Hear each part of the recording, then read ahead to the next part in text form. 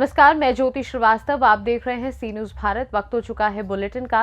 इस बुलेटिन में बात करेंगे बिजनौर की, जहां पुलिस ने कथित गैंगरेप व डकैती की घटना का खुलासा करते हुए एक आरोपी को किया गिरफ्तार। आगे बात होगी हाथरस की, जहां खेतों में हुए जलभराव से आक्रोशित किसानों ने सेंगर नदी पर किया प्रदर्शन।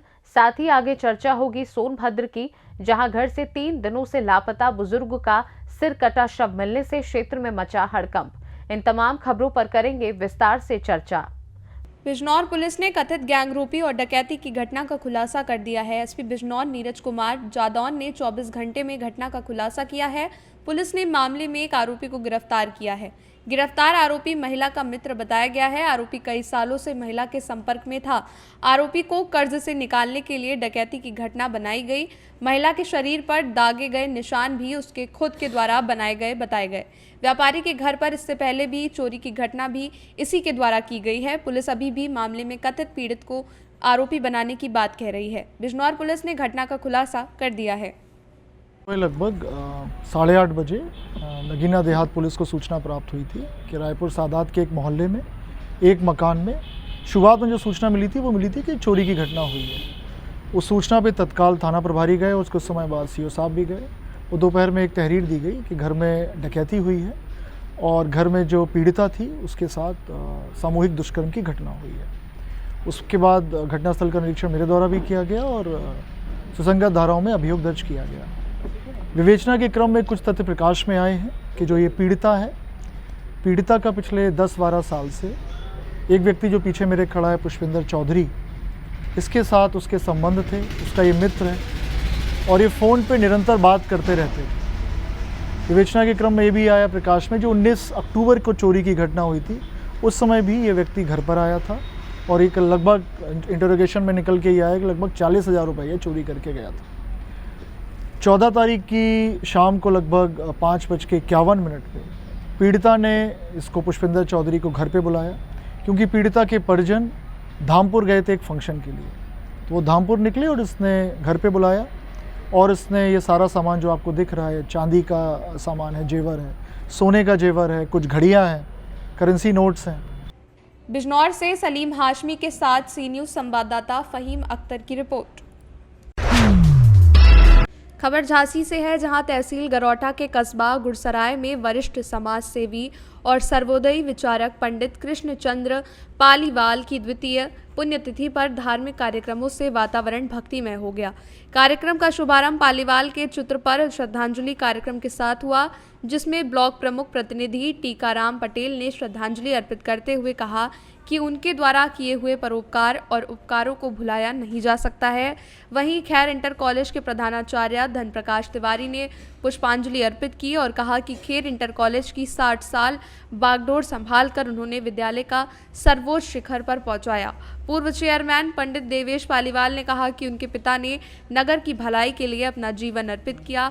उनके लिए प्रतिवर्ष धार्मिक कार्यक्रम आयोजित करते रहेंगे। धार्मिक कार्यक्रम के साथ श्रद्धांजलि सभा का शुभारंभ श्री हरि सेवक सुंदरकांड मंडल के संचालक सौरभ द्विवेदी के निर्देशन में संपन्न हुआ, जिसमें संगीतमय सुंदरकांड में भक्तिमय होकर लोगों ने आनंद लिया।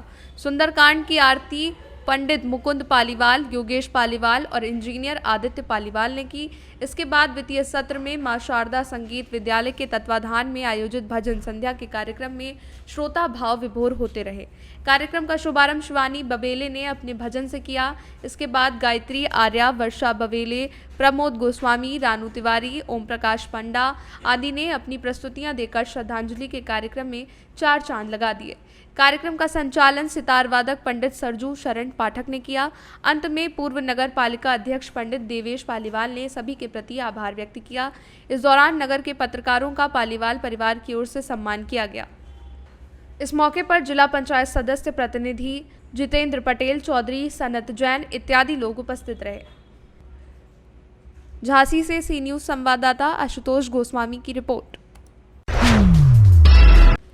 प्रयागराज में जिला अध्यक्ष सुनील तिवारी की अगुवाई में जिला के सभी पदाधिकारी नवाबगंज चौराहा पर एकत्रित हुए और हिंदूवादी दिनेश शर्मा फलहारी का दुपट्टा फूल मालाओं से स्वागत किया। उसके बाद सभी पदाधिकारी और कार्यकर्ता संकल्प घाट गए, वहां पर पूजा अर्चना की और दिनेश शर्मा ने संकल्प लिया कि जब तक श्री कृष्ण जन्मभूमि मंदिर से ईदगाह मस्जिद नहीं हटेगी तब तक वो अन्न ग्रहण नहीं करेंगे और ना ही जूता चप्पल पहनेंगे।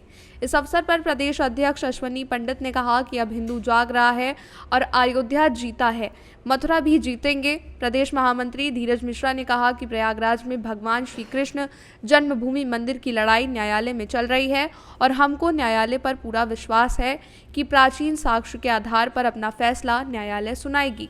प्रदेश मीडिया प्रभारी चंद्रकांत ने कहा कि हिंदुओं के मठ मंदिरों पर मुगल शासकों द्वारा अवैध कब्जा किया गया था, वो कब्जा हटना चाहिए।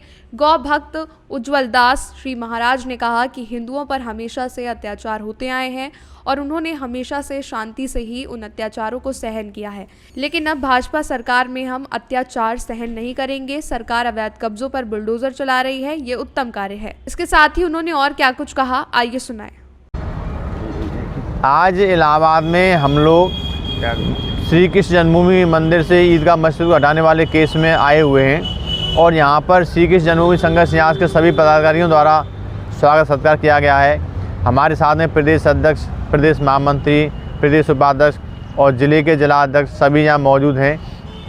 हिंदू पक्ष की यही मांग है कि पहले वहाँ पर ASI सर्वे हो जाए ईदगाह मस्जिद का, जिससे क्या है जो प्राचीन साक्ष्य हैं मस्जिद के नीचे दबे हुए हैं वो उजागर हो जाएंगे।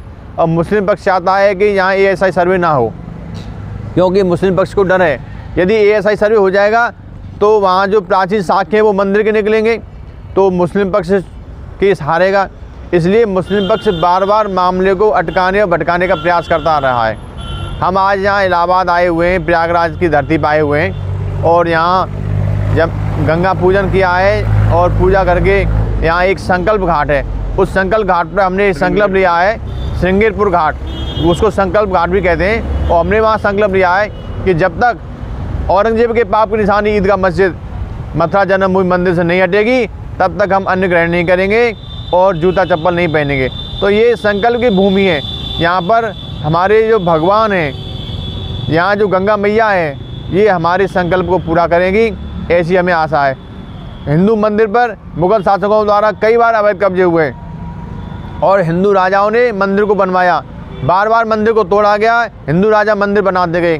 तो मुगल शासक एक अतिक्रमणकारी थे और अतिक्रमण की भूमि पर ये भगवान श्री कृष्ण जन्मभूमि मंदिर पर जो अतिक्रमण हुआ था वो हटना चाहिए, यही सभी सनातन हिंदुओं की मांग है। मथुरा से सी न्यूज़ संवाददाता गुलाब सिंह की रिपोर्ट। खबर सोनभद्र के ओबरा थाना क्षेत्र के शारदा मंदिर के पास एक बंद पड़े पत्थर के खदान के बगल से झाड़ियों में एक सिर कटे वृद्ध व्यक्ति का शव मिलने के बाद क्षेत्र में हड़कंप मच गया। शव को आवारा जानवरों द्वारा नोचा गया था। वहीं राहगीरों ने शव को देखकर स्थानीय पुलिस को सूचित किया। सूचना के बाद मौके पर पहुंची पुलिस ने शव को कब्जे में लेकर पोस्टमार्टम के लिए भेज दिया है और आगे की कार्रवाई शुरू कर दी है। बता दें कि ओबरा थाना क्षेत्र के शारदा मंदिर के पास बंद पड़े पत्थर के खदान के बगल के झाड़ियों में 3 दिन से घर से लापता एक बुजुर्ग व्यक्ति अमर प्रसाद गौड़, उम्र लगभग 60 वर्ष, पुत्र मुराहू गौड़ निवासी बिल्ली मारकुंडी बघमनवा थाना ओबरा का सर कटा लाश मिलने के बाद हड़कंप मच गया। बुजुर्ग घर से 3 दिनों से लापता और परिजनों द्वारा 15 तारीख को थाने में गुमशुदगी की रिपोर्ट दर्ज कराई गई थी। वहीं लाश को आवारा जानवरों द्वारा नोचते देख स्थानीय राहगीरों ने ओबरा पुलिस को सूचित किया। मौके पर पहुंची ओबरा इंस्पेक्टर अविनाश सिंह द्वारा लाश की शिनाख्त करवाने के बाद कब्जे में लेकर पोस्टमार्टम के लिए लोड़ी जिला अस्पताल भेजा गया है। स्थानीय पुलिस द्वारा आगे की जांच पड़ताल की जा रही है। सर, आज एक ओबरा थाना क्षेत्र में एक लाश मिली हुई है, तो क्या है मामला सर? ये शारदा मंदिर के पास बिल्ली मार्कुंडी क्षेत्र में सड़क किनारे एक डेड बॉडी प्राप्त हुई है, जिसकी पहचान अमर प्रसाद गौड़ के रूप में हुई है। उसकी उम्र लगभग 60 वर्ष के आसपास है। आज उसके संबंध में थाने में गुमशुदगी भी दर्ज की गई है।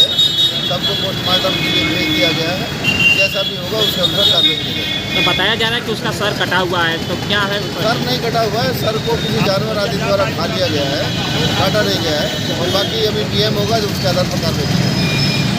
सोनभद्र से सी न्यूज़ संवाददाता कुमधत चौधरी की रिपोर्ट। फिलहाल के लिए इस न्यूज बुलेटिन में बस इतना ही। देश दुनिया की बाकी खबरों को जानने के लिए आप देखते रहिए सी न्यूज़ भारत।